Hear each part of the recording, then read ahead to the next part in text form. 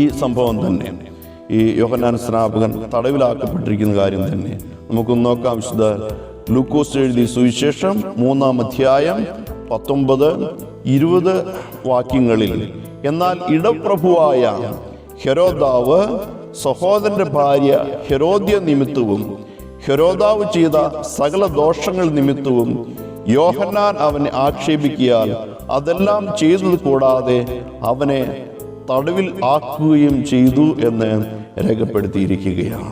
വിശുദ്ധ ലൂക്കോസ് 3-ാം അധ്യായം 19-20 വാക്യങ്ങളാണ് ഇപ്പോൾ വായിച്ചത്. അങ്ങനെ യോഹന്നാൻ സ്നാപകനെ തടവിലാക്കിയ കാര്യം എഴുതിയതിന് ശേഷമാണ് യേശുവിൻ്റെ മാമോദീസയെ കുറിച്ച് ലൂക്കോസ് എഴുതിയിരിക്കുന്നത്. വിശുദ്ധ ലൂക്കോസ് 3-ാം അധ്യായം 21-22 വാക്യങ്ങളിലാണ് യേശുവിൻ്റെ മാമോദീസയെ കുറിച്ച് എഴുതിയിരിക്കുന്നത്. അപ്പോൾ യോഹന്നാനെ തടവിലാക്കിയ കാര്യം എഴുതിയിട്ട് പിന്നെ യേശുവിൻ്റെ മാമോദീസയുടെ കാര്യം ലൂക്കോസ് സുവിശേഷകൻ ഇവിടെ എഴുതിയിരിക്കുന്നു. ആയതുകൊണ്ട് സുവിശേഷകർ എഴുതിയിരിക്കുന്നതായിട്ടുള്ള എല്ലാ കാര്യങ്ങളും ഓർഡറിലല്ല എഴുതിയിരിക്കുന്നത് എന്നുള്ളത് നമ്മൾ മനസ്സിലാക്കണം.